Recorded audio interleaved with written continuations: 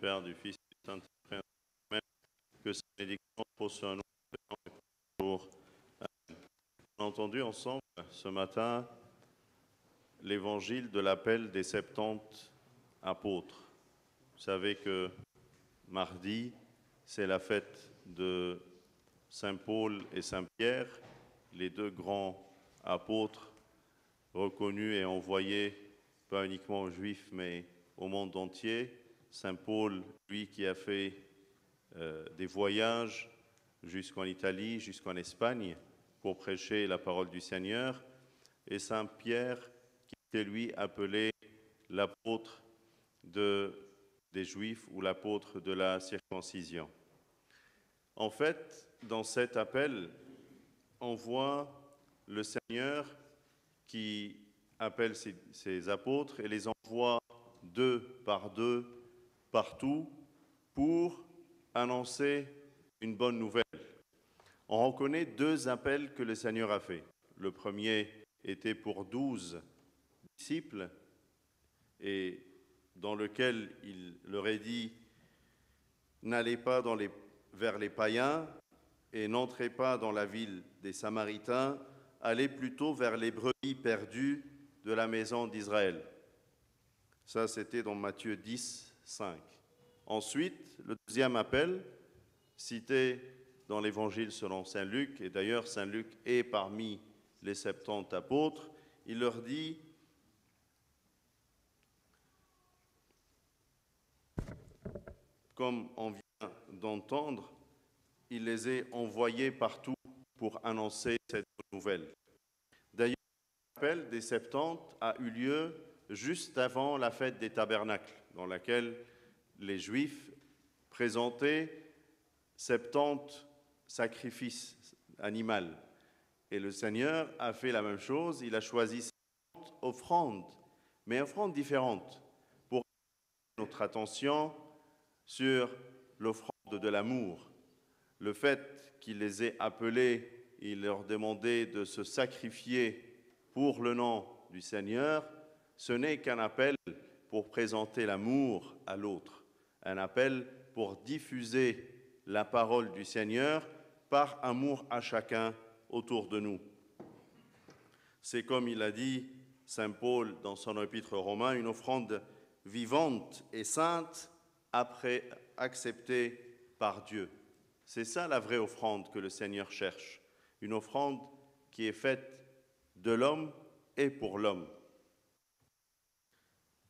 Mais aussi, il a dit une parole très importante à ses apôtres, que la moisson est grande, mais il y a peu d'ouvriers. Et c'est le cas d'ailleurs jusqu'à nos jours. D'ouvriers.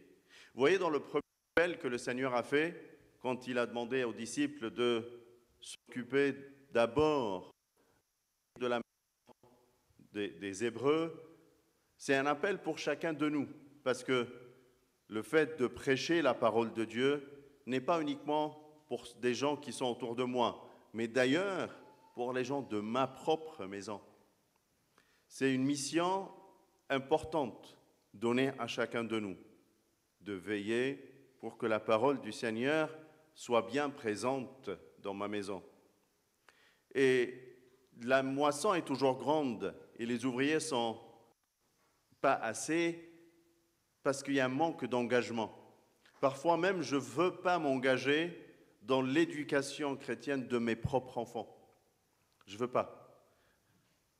Je trouve plein d'excuses pour ne pas m'engager. Je ne sais pas, je ne connais pas assez, je n'ai pas assez de lecture, je n'ai pas assez de connaissances. Mais qu'est-ce qui t'empêche, comme tu le fais avec tes enfants, d'apprendre avec eux le programme scolaire que tu n'as pas fait, surtout pour ceux qui viennent d'autres pays, d'Égypte, et qui s'investissent dans l'éducation de leurs enfants scolaires, mais ne font pas la même chose pour l'éducation biblique, qui néglige l'éducation ecclésiastique. Mais tu peux faire la même chose. Tu peux t'investir pour apprendre et faire apprendre. C'est un sens d'engagement qui nous manque, sur tous les points, même dans l'Église, tout le monde dit c'est la responsabilité des autres. En commençant par juste un petit nettoyage ou les petites utilisations de l'Église, jusqu'au service, jusqu'à le service de l'hôtel. Chacun dit non, ce n'est pas ma responsabilité, c'est la responsabilité de l'autre. Et là, je me sens à l'aise et je ne fais pas, je ne m'investis pas dans l'appel donné par le Seigneur pour chacun de nous. Dans l'évangile de l'Aube, le Seigneur a dit à ses disciples, allez, faites disciples toutes les nations. On est tous appelés ses disciples. Ce n'est pas uniquement les 12 ni les 70, mais chacun de nous, par le baptême, est appelé disciple. Et le disciple est appelé disciple pour être engagé dans l'enseignement, engagé dans l'apprentissage, engagé dans le service et engagé dans le Seigneur pour sa famille et pour autrui. Pourquoi je ne m'engage pas? Qu'est-ce qui me freine? Qu'est-ce qui bloque ce sentiment que je suis responsable dans l'Église, que j'ai une responsabilité, que ça soit petite ou grande, vue ou cachée, j'ai un rôle et j'ai une responsabilité. Parfois, je ne me sens pas proche de Dieu, je n'ai pas une relation intime avec lui. Donc, je me vois visiteur dans l'Église. Je viens, je regarde les autres comme si c'est leur Église. Et moi, je suis un simple visiteur. Je suis de passage ici. Et du coup, voilà, je regarde avec l'œil extérieur. Je cherche à juger, à trouver les faiblesses, les difficultés. Et avec l'œil du jugement, ça me donne encore excuse pour ne pas m'investir. Mais non, ils sont de telle façon, ils sont de telle manière, et du coup, ils et je, s'il n'y a pas de nous. Parfois aussi, j'ai un péché que j'aime bien, qu'il est au fond de mon cœur, il est collé. Vous savez, comme tu vides ta petite corbeille de ta chambre, il y a parfois un petit chewing-gum qui est collé, qui ne sort pas. C'est le petit péché que tu as mis dans ton cœur et tu n'arrives pas à effacer, à enlever, qui est à toi. Le péché, il te fait sentir que tu es déjà loin de Dieu, que tu as communiqué avec lui, tu communiques, il y a quelque chose que tu as mis en toi et Dieu. Ce péché t'empêche de sentir que tu es présent. Parce qu'il faut déjà sentir que je suis présent au sein de l'Église pour m'investir au-delà de cette présence et sentir que je suis chez moi, chez mon Père, chez mon Dieu. Parfois, c'est d'ailleurs une grande majorité, on s'excuse par les préoccupations. Mais non, je suis submergé, je suis à droite, à gauche, je ne peux pas, j'ai plein de choses à faire dans ma journée, et cela me bloque et me fait sentir non. Mais les autres, ils ont du temps, moi j'en ai pas. Les autres, ils peuvent faire, moi je ne peux pas. Mais il y a déjà ce qu'ils font. Donc moi, déjà quand je m'occupe de mes affaires, c'est déjà beaucoup. Mais comment tu trouves ton petit temps de loisir? Comment tu trouves ton petit temps de sortie, de vacances, de plein de choses qui se passent dans ta vie autre que ton travail? D'ailleurs, parfois, tu t'investis moins dans ta maison et tu t'investis plus pour toi-même, pour ton propre plaisir et loisir, et non pas le plaisir de toute ta famille. C'est un sentiment qui te mène vers l'égocentrisme. Tu es focalisé sur toi-même et tu ne vois pas la présence des autres. Tu ne vois pas leur importance. Et du coup, tu n'arrives pas à te mettre au-delà de chez toi pour te mettre au service des autres.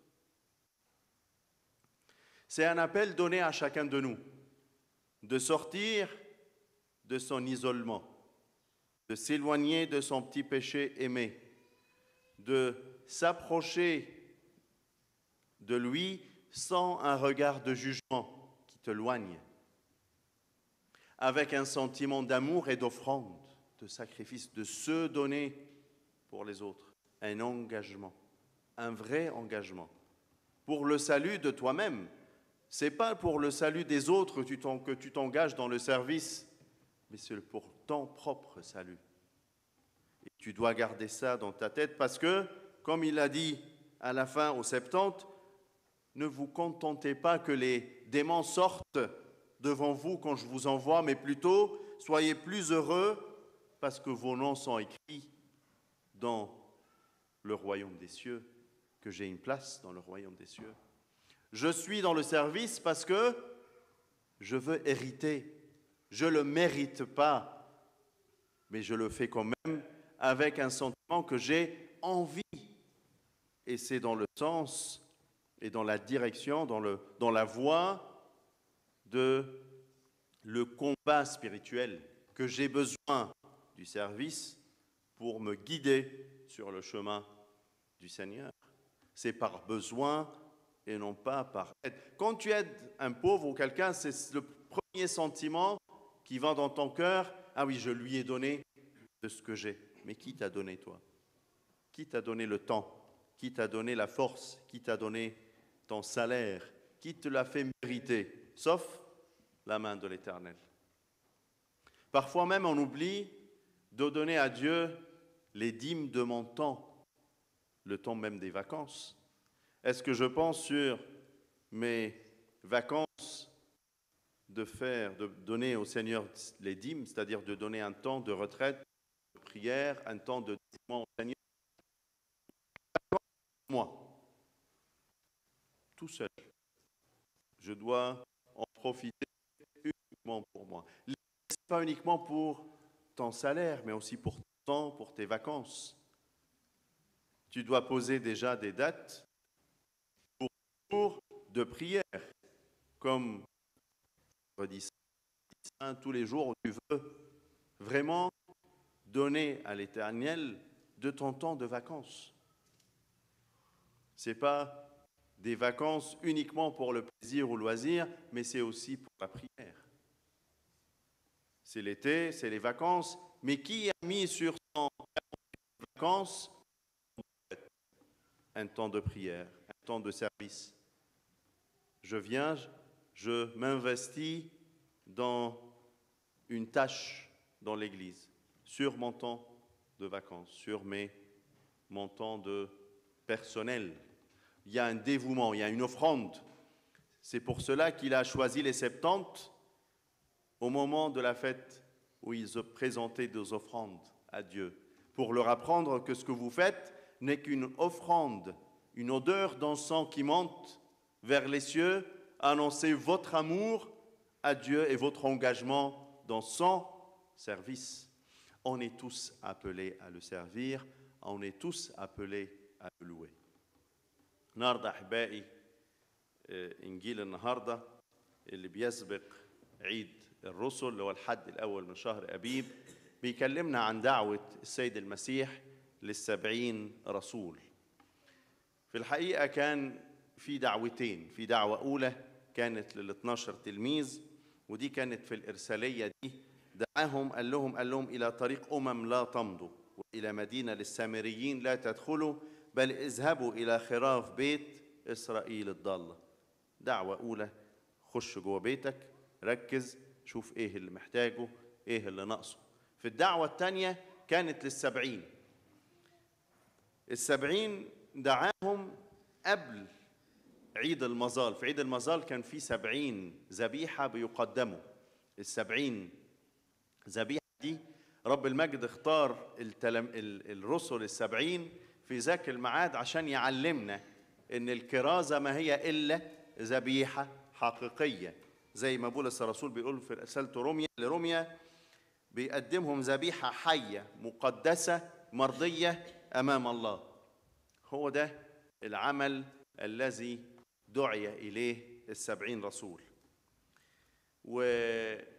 والإرسالية دي كانت للعالم كله. نلاقي بولس الرسول ده كرز للأمم، سافر بلاد كثيرة، راح لغاية روما وأتينا، وراح كمان لغاية أسبانيا، سافر بلاد كثيرة، وجواه كل الطاقة إنه يكرز ويبشر باسم المكان. بطرس كان عنده رسالة تانية، كان كروز اليهود أو كروز اليهود، فكان واحد للأمم واحد لليهود. وكانت في الكرازة دي دعوة حقيقية، لأنه في دعوة التلاميذ قال لهم اذهبوا وتلمذوا جميع الأمم، زي ما سمعنا النهاردة في إنجيل باكر، تلمذوا جميع الأمم. يعني كل إنسان مننا مدعو أن يكون له تلمذة ويكون له رسالة في كرازة اسم رب المجد. ما حدش يقول دي حاجة ما تخصنيش، دي حاجة مش بتاعتي. لكن زي ما سمعنا النهاردة إن الحصاد كثير لكن الفعل قليلون. ليه الفعل قليلين؟ ما الناس كتير. يقول لك في ناس كتير بتخدم، في ناس كتير بتعمل. فين الكتير ده؟ المشكلة مش في العدد قد في إن أنا يبقى عندي كده إن أنا جو سوي انفستي، إن أنا متداخل، وإن أنا عندي القدرة إن أنا أدخل وأخدم اسم ربنا، أخد الخطوة الأولى تجاه الخدمة. كتير يبقى بيقدم رجله يقول لك لا مثلا يعني الحاجة دي ناس كتير بتعملها، أصل الحاجة دي ممكن نجيب حد يعملها حتى لو بالفلوس، الحاجة دي مش، ومحدش حاسس ولا شاعر بغلاوة الخدمة اللي هو مدعو بنفسه إليها. دي حاجة أنت بتاخد فيها بركة، بتاخد فيها نعمة، دي حاجة في طريق الجهاد بتاعك. لكن ما أسهل تقول لا ده مش دوري، دي مش مسؤولية. أصل في ناس بتعمل، في ناس بتخلي من أصغر حاجة لأكبر حاجة في الكنيسة. أسهل فكر يجي لك ويحطوا لك عدو الخير قدامك إن في ناس تانية بتعمل. لا مش مهم، أصل حاجة دي طب وأنت مش عايز تاخد بركة؟ مش عايز يكون ليك فيها يعني حاجة أنت تاخدها لبيتك ولنفسك؟ حتى جوه بيتك أنت ليك دور مهم. كونك بتجيب أولادك الكنيسة، وكونك بتخليهم يبقى موجودين في مدارس الأحد وفي الخدمة، ما دي دور كرازي ليك، إنك بتزقهم تجاه المسيح، أو إن أنت بتفتح معاهم الإنجيل في البيت، أو إنك بتقرأ معاهم، بتعلمهم. ما كتير مننا يعني ما كانش يعرف المناهج التعليمية هنا، بس أول ما أولاده في المدرسة بيخش ويدور يتعلم ويعلم نفسه ويعلمهم. أصل أسهل حاجة تقول أصل أنا ما أعرفش، أنا ما قريتش، أنا مش بعرف، أنا أصلي كنت بروح مدارس الأحد كده من فوق الوش.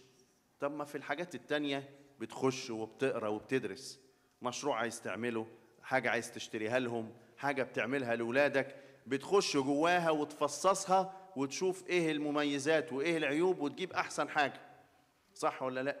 بس ليه ما بنعملش كده في كلمة ربنا، في الكتاب المقدس، في الألحان، في التعاليم، تاريخ الكنيسة؟ كل ده، ما هو كل حاجة متاحة النهاردة. زي ما بتخش على الإنترنت تجيب ده، بتعرف تجيب ده، تقدر تجيب عظات، تقدر تجيب كتب، تقدر تجيب معلومات كتيرة، تقدر تزقهم ناحية ربنا زي ما بتزقهم ناحية النجاح في العالم. بتبقى فرحان وفخور بولادك وهم ناجحين، معاهم شهادات كبيرة ومعاهم. طب فين فخرك بيهم وهم مزروعين في قلب الكنيسة، موجودين ذبيحة حية ناطقة أمام مذبح ربنا؟ فين فرحتك دي؟ ده دورك، ده مسؤوليتك، ده عملك الكرازي في بيتك، في خراف بيت إسرائيل الضالة، زي ما دعا 12. وبعدين لما دعا 70 أرسلهم 2 مش واحد لوحده، 2 مع بعض دايما. 2 بيخدموا، واحد مركز على نقطة والتاني مركز على تانية وشغالين. وقال لهم حاجة مهمة، ما تفرحوش إن الشياطين بتخرج قدامكم، تفرحش بنجاح الخدمة. مهما كنت بتعمل خدمة اوعى تفرح بنجاحها، افرح بالحري بأن اسمك مكتوب في سفر الحياة. انت بتخدم عشان كده، انت بتبذل نفسك كذبيحة حقيقية عشان اسمك يبقى موجود في سفر الحياة. هو ده هدف الخدمة، مفيش هدف تاني. أنواع الخدمة كتير متعددة، ما تركزش في نقطة وتقول لا أصل أنا مش عارف، أصل في معوقات كتير، حاجات كتير ممكن تفرملك كده وتخليك ما تبقاش تقول لا لا لا دي مش حاجة تخصني، أنا باجي ضيف، أنا أصل ما باجي كده بقف بعيد خالص أبص على الناس وأقول دي كنيستهم، في دول كده وأنا كده، في هم وفي أنا، يبقى ما فيش إحنا، يبقى في انفصال عن جسم المسيح، يبقى إيه ده؟ ملوش معنى، ما فيش كده، في إحنا كلنا جسد واحد. ما ينفعش إنك تفصل أو تنظر للآخرين بهذا المنظر، لأن أول فكرة هيحطه عدو الخير في ذهنك إيه؟ فكر إدانة. أصل هم كذا وكذا وكذا وكذا، إدانة على طول. وفكر الإدانة يزود لك في تبريرك في عدم وجودك في النشاط أو في الخدمة أو ما أصل هم كذا. يا سلام، ده أنت وقعت في، يعني يا ريتك مثلا ما عملتش، بس ده أنت ما عملتش ودنت يعني. طب ليه؟ خليك واعي، اوعى الشيطان يضحك عليك، اوعى يوقعك في فكر يفصلك عن جسم المسيح. تاني مشكلة تفصلك عن المسيح، ان انت تبقى شاعر كده ان الخدمة دي مش بتاعتي، مش ليا، انا امكانياتي محدودة، معرفتي قليلة، كذا مش هعرف، لا مش هقدر. طب ما حاجات كتير ما بتعرفهاش في حياتك، بس بتدور، بتعرف، بتقرا، بتدرس. وكتير من الناس بمجرد ان هم بس مسكوا كتب في ايديهم وبقوا وعاظ كبار وبقوا يعرفوا يدوا وبقوا يعرفوا يعلموا وبقى ليهم دور كبير. ما تستكترش على نفسك حاجة ممكن تتعلمها بمنتهى البساطة. كلمة ربنا دي كانت لصيادين، ناس بساط جدا، ما كانتش لناس فلاسفة ولا علماء، دي كانت لناس في منتهى البساطة هم اللي كتبوها وكرزوا بيها. صحيح بولس الرسول كتاباته تعتبر من الكتابات الدسمة، لكن ما أكم من الكتابات البسيطة اللي موجودة في الكتاب اللي بتوريك الطريق اللي ممكن تبتدي بيها، وبعدين بعد ما تاخد اللبن تخش على الدسم وتخش على التقيل كله، وتبقى عندك قدرة للمعرفة وقدرة للتدريس وقدرة للمعرفة، وتقدر تجاوب كل من يسألك عن سبب الخلاص الذي فيك. ما هو دورك، مش مطلوب ان انت تعمل اكتر من كده، تكون جاهز انك تجاوب كل من يسألك عن سبب الخلاص الذي فيك، ما ده دورك في الكرازة برضك. يبقى ما تستكترش ولا تستصعبش حاجة. عارفين تالت أصعب حاجة يعني ممكن تفصلك، إن يبقى في خطية كده محبوبة. عارفين لما تيجي تفضي صندوق، يعني آسف، صندوق أو كيس الزبالة عندك، ويبقى فيه كده حاجة لازقة تحت، تبقى حاجة كده إيه مش عارف تشيلها، لازم تمد إيدك وتشيلها، تجتهد إن الخطية دي تتمسح. ساعات يبقى في خطية كده محسساك إن أنت لا لا لا أنا مش حاجتي، ده أنا راجل خاطي، ده أنا راجل كذا، ده أنا راجل، ويبقى الفكر ده مش فكر توبة حقيقية، ده يبقى ضربة يمين. يعني في مشاعر حقيقية، عشان كده اختبروا الأرواح وامتحنوها. في فكر يجي لك إن أنا ما استحقش، يبقى فكر يزودك في النعمة، ده فكر عدم الاستحقاق الحقيقي. لكن في فكر تاني يفصلك حتى عن التوبة، يقول لك أنت ما تنفعش، أنت ما تروحش، ما تتناولش، ما تقربش، ما تخدمش، ما تخليش، ما لأنك وحش. ده عدو الخير. عدو الخير اللي هو في نفس الوقت تسهل لك الخطية، هو اللي جه ساعة الجد يقول لك إيه أنت نسيت نفسك؟ أنت رايح فين؟ هو ده الضربة اليمينية اللي يجيبها لك في شكل إيه؟ عدم استهلاك. أنا له لا، أنا تايب، أنا عارف إن أنا ما استاهلش، أنا عارف إن أنا ما استحقش، بس ده في خط الجهاد بتاعي وأنا لازم أتممه، لازم أوصل للآخر بأي شكل، لازم يكون ليا نصيب في البركة الخدمة وبركة الكرازة حتى على أضيق النطاق. كتير تهتم بنفسك وتبقى أناني، تبقى حتى جوه بيتك مهتم بذاتك فقط، مش عارف تحس باللي حواليك في البيت، لا أسرتك ولا أولادك ولا احتياجاتهم ولا تعبهم، تبقى منغلق على ذاتك. طب تعرف تخدم الآخرين إزاي؟ تحس بيهم إزاي؟ مش هتعرف. لو ما عرفتش تحس بخراف بيت إسرائيل الضالة، مش هتعرف تحس بالآخرين. فلو أنت عندك من الأول الاشتياق ده إن جوه بيتك بتتمرن، هتعرف تدي بره، هتبقى عندك الطاقة والقدرة. فبص على الاربع نقط دول، ايه اللي تعبك فيهم وايه اللي مفرملك؟ ليك دور، ليك نصيب، ليك عمل، ليك دعوة مع التلاميذ ومع الرسل. خليك فرحان بيها، لأن بيها ليك سلطان أن تدوس على الحيات والعقارب وكل قوات العدو. واداهم سلطان، اداهم نعمة، اداهم فرح. فأنت ذبيحة حقيقية مدعوة أنها تكون ليها كل هذه النعم والبركة. ربنا يدينا أحبائي أن احنا نكون فرحانين متمتعين بعيد الرسل، عايشين فعلا معاهم في كرازتهم، في أعمالهم، في قراءاتهم. له كل مجد الآن والأوان إلى ظهر الدهور، آمين. توخنوم اسميني ثوى بنت باي وبيوى بيوى كطاب براني من انت بإخر